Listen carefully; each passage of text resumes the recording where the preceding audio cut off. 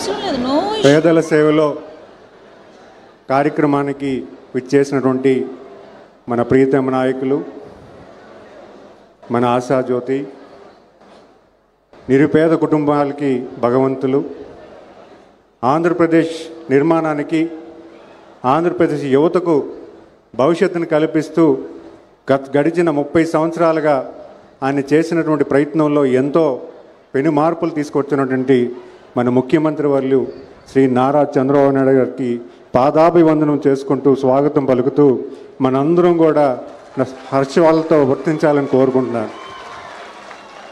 మరి అలాగే మన విజయనగరం జిల్లా ఇన్ఛార్జ్ మంత్రివర్యులు అనిత గారికి, పార్లమెంటరీ సభ్యులు కలిసె టప్పలనాయుడు గారికి, మరి అలాగే జిల్లా కలెక్టర్ రామ్ సుబ్బారెడ్డి గారికి, ఇతర పెద్దలకు, ప్రజాప్రతినిధులకు, దత్తిరాజారు గ్రామస్తులకు, అలాగే పత్రికా మిత్రులకు అందరికీ కూడా పేరు పేరున నమస్కారాలు తెలియజేసుకుంటున్నాను. సార్, మొదటిసారి మా జిల్లా రావడం, మా గజపతినగరం నియోజకవర్గం రావడం, దత్తి గ్రామానికి రావడం మా అందరికీ చాలా ఆనందంగా ఉంది సార్. చెప్పాలి, ఎందుకంటే 3 రోజులు ఎప్పుడైతే మీరు వస్తున్నారని తెలిసిందో ఇక్కడ ఉన్నటువంటి 10 గ్రామాలు గడిచిన 3 రోజుల్లో ప్రతిరోజు దత్తి గ్రామానికి వచ్చి మీరు ఎప్పుడు వస్తారని 1000 కళ్ళతో వేచి చూస్తున్నారు సార్. వాళ్ళందరూ కూడా ఆనందం ఎంతంతా లేదు. మిమ్మల్ని చూడాలని, మిమ్మల్ని కళ్ళారా చూడాలని ఎంతో తమిస్తున్నటువంటి వాళ్ళందరి తరఫున నేను మీకు ధన్యవాదాలు తెలియజేసుకున్నాను సార్. పేదల సేవలో ప్రతి నెల 1వ తారీఖున గౌరవ ముఖ్యమంత్రి గారు ఏదో ఒక నియోజకవర్గం, ఏదో గ్రామం వెళ్ళి ప్రజలందరినీ ఉద్దేశించి మాట్లాడుతున్నారంటే అది చిన్న విషయం కాదు. ఆయనకి ఎంతో బిజీగా ఉండి ఎన్నో పనులు ఉన్నా కూడా ప్రజలు ఎలా ఉన్నారు, వాళ్ళ సంతోషం బాగున్నారా లేదా, వాళ్ళని చూసి వాళ్ళకి ఏమైనా కష్టం వస్తే అన్ని కష్టాలు తెలుసుకొని పరిపాలన కరెక్ట్ చేసుకుంటూ గడిచిన 18-16 మాసాలుగా ఈరోజు కూటమి ప్రభుత్వం ముందుకు వెళ్తున్న తరుణంలో ఈరోజు మన గ్రామం రావడం, మన కష్టసుఖాలు తెలుసుకోవడం మా అందరికీ కూడా చాలా ఆనందదాయకం. మరి అలాగే ఈ జిల్లాకి సంబంధించి ఎప్పుడూ కూడా గౌరవ ముఖ్యమంత్రి గారు అన్ని రకాల సహకారాలు అందిస్తున్నారు. కలెక్టర్ గారు చెప్పినట్టుగా మనందరికీ కూడా రైతువారి కుటుంబాలు కాబట్టి ఎక్కువ మంది ఇరిగేషన్ ప్రాజెక్ట్స్ కోరుకుంటున్నారు. అవన్నీ కూడా గౌరవ ముఖ్యమంత్రి గారి దృష్టిలో పెట్టడం జరిగింది. ఖచ్చితంగా సానుకూలంగా మొన్న జరిగిన రివ్యూ మీటింగ్లో కూడా సంవత్సరాల్లో ఉత్తరాంధ్రలో ఉన్నటువంటి ఇరిగేషన్ ప్రాజెక్ట్స్ అన్నీ కూడా కంప్లీట్ చేయమని అధికారులకు ఆదేశించడం కూడా జరిగింది. మనం ఎప్పటి నుంచో ఎదురు చూస్తున్నటువంటి తోటపల్లి రిజర్వాయర్ రైట్ కెనాల్ కానీ, గజపతినగరం కెనాల్ కానీ, తారకరామ తీర సాగరం కానీ, అలాగే నేను ఇప్పుడే సార్ దృష్టిలో కూడా ఇక్కడ ఉన్నటువంటి ఈ మండలానికి సంబంధించి ఈ మండలంలో ఉన్నటువంటి ప్రజానికం కోరుకున్నటువంటి ఎప్పటి నుంచో 100 సంవత్సరాల నుంచి కోరుకున్నటువంటి ప్రాజెక్టు సారవగడ్డ ప్రాజెక్టు విషయం కూడా గౌరవ ముఖ్యమంత్రి గారి దృష్టిలో పెట్టడం జరిగింది. ఎందుకంటే ఇక్కడున్న ప్రజలందరూ కూడా రైతువారి కుటుంబాలు, వ్యవసాయమే ప్రధానంగా పనిచేస్తూ ఎన్నో ఒడిదుడుకులు ఎదుర్కొని ఈరోజు పిల్లలు చదివిస్తూ పిల్లల్ని మంచి స్థాయికి తీసుకెళ్తున్నటువంటి పరిస్థితి మనందరికీ తెలిసిన విషయమే. అలాగే ఈ జిల్లాలో ఉన్నటువంటి అన్ఎంప్లాయ్మెంట్ గురించి కూడా గౌరవ ముఖ్యమంత్రి గారి దృష్టిలో పెట్టడం జరిగింది. ఎందుకంటే ఇక్కడ ఉన్నటువంటి ఇండస్ట్రీస్ను ఫెడరలైజ్కి ఉన్నటువంటి ఇబ్బందులు ఉన్నాయి, అలాగే జూట్ ఇండస్ట్రీస్కి ఉన్నటువంటి ఇబ్బందులు ఉన్నాయి, షుగర్ ఇండస్ట్రీస్కి వచ్చినటువంటి ఇబ్బందులు ఉన్నాయి. ఇక్కడ ఉన్నటువంటి ఇండస్ట్రీస్కి కూడా కొత్త ప్రతిపాదనలు తీసుకొచ్చి, లార్జ్ ఇండస్ట్రీ తీసుకొచ్చి ఎక్కువ మందికి ఉపాధి కలిపే విషయాన్ని కూడా గౌరవ ముఖ్యమంత్రి గారి దృష్టిలో పెట్టడం జరిగింది. దానికి కూడా సానుకూలంగా స్పందిస్తూ కొన్ని ఇండస్ట్రీస్ని కూడా మన జిల్లాకి వచ్చే పరిస్థితి కూడా గౌరవ ముఖ్యమంత్రి గారు భవిష్యత్ కాలంలో కార్యాచరణ చేస్తానన్నారు. అది కూడా మీకు తెలియజేసుకుంటున్నాను.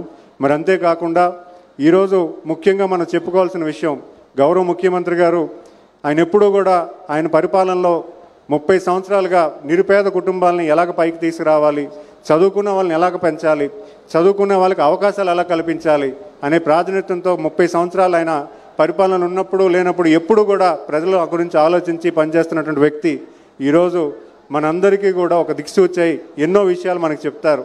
అవన్నీ కూడా సూచన తప్పకుండా మనం అమలు చేసుకొని మన ప్రాంతాన్ని అభివృద్ధి చేసుకొని మనం రాష్ట్రంలోని, దేశంలోని, దేశ విదేశాల్లోని మన విజయనగరం నుంచి ఎక్కువ ప్రాతినిధ్యం ఉండేలాగా మనందరం కూడా ఉండాలని కోరుకుంటూ ఎక్కువ సమయం సార్ మాట్లాడతారు, మీ అందరినీ ఉద్దేశించి మాట్లాడాలని నేను కోరుకుంటున్నాను. మరీ ముఖ్యంగా నేను మొదటిసారి శాసనసభ్యుడిగా నాకు అవకాశం ఇచ్చినటువంటి గౌరవ ముఖ్యమంత్రి గారికి ధన్యవాదాలు తెలియజేసుకుంటాను సార్. ఎందుకంటే ఇంతటి బాధ్యత ఎవరికి రాదు సార్. నాకు ఈ బాధ్యత అప్పగించారు. ఎంతోమందికి కుటుంబాలకి సాయం చేసే అవకాశం నాకు కల్పించారు. ఖచ్చితంగా మీరు ఇచ్చినటువంటి ఈ బాధ్యతని, వాళ్ళు ఇచ్చినటువంటి రుణాన్ని ఖచ్చితంగా నేను చేసుకుంటానని ఈ సభావేదికగా తెలియజేసుకుంటూ ధన్యవాదాలు తెలియజేసుకుంటాను. నమస్కారం. జై తెలుగుదేశం. సార్, ఇప్పుడు విలేజ్ ఎకనామిక్ ప్రొఫైల్ని మన పంచాయత్ సెక్రటరీ వర్మ గారు ప్రజెంట్ చేస్తారు సార్.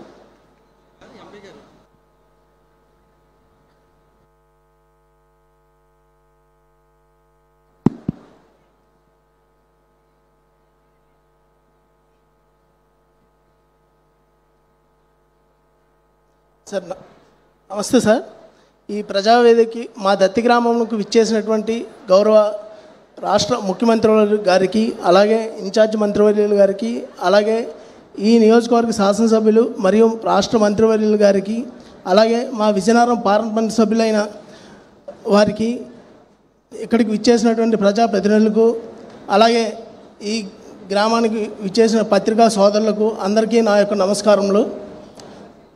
సార్, ముఖ్యంగా నా పేరు పి త్రినాథ వర్మ, పంచాయతీ సెక్రటరీ, దత్తి గ్రామ పంచాయతీ. సార్, నేను ఈ గ్రామ పంచాయతీలో మీరు గౌరవ ముఖ్యమంత్రి గారు ఆదేశానుసారం మా గ్రామాన్ని వృద్ధి రేటు 15% పెంచే యోచనలో భాగంగా మా గ్రామంలో వ్యవసాయ ఆధారిత గ్రామంగా ఉన్నందున మా గ్రామాన్ని వ్యవసాయం దాని అనుబంధ రంగాలలో భాగంగా వృద్ధి రేటు పెంచడానికి మేము ప్రయత్నం చేస్తున్నాం సార్.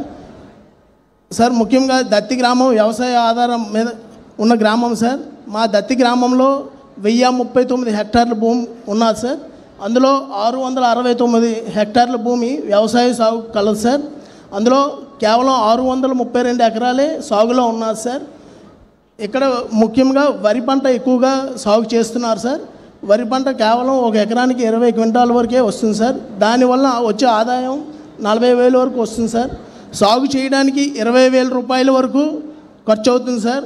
రైతు కేవలంగా 15,000 నుంచి 20,000 రూపాయల వరకు ఆదాయం వస్తుంది సార్. అందువల్ల ఏంటంటే రైతుల్ని వరి సాగు నుంచి ఉద్యాన పంటల సాగు వైపు ప్రోత్సహించడానికి మేము ప్రయత్నం చేస్తున్నాం సార్. ఇక్కడ సుమారుగా 200 కుటుంబాల వరకు వ్యవసాయ కూలీలు కలరు సార్. ఈ వ్యవసాయ కూలీలకి రుణం విప్పించి వాళ్ళకి పౌల్ట్రీ కోళ్ళ ఫారం పెంపకం ప్రోత్సహించడానికి మేము ప్రయత్నం చేస్తున్నాం సార్. అలాగే పెరటకోళ్ళ పెంపకాన్ని కూడా మహిళలకు ప్రోత్సాహం చేస్తున్నాం సార్. ఇక్కడ ఈ గ్రామంలో సన్నకారు చిన్నకారు రైతులు ఎక్కువగా ఉన్నారు సార్.